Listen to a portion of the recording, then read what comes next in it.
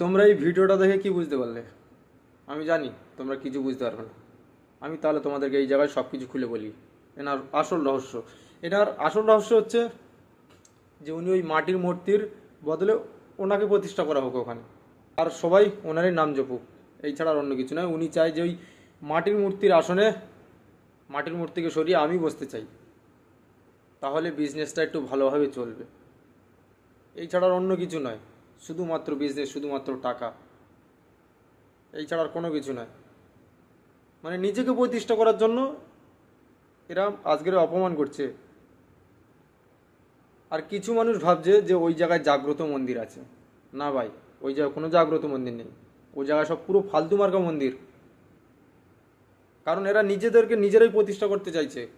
এরা নিজেদেরকে নিজেরাই দেবী বলে প্রমাণিত করাতে চাইছে ওইখানে।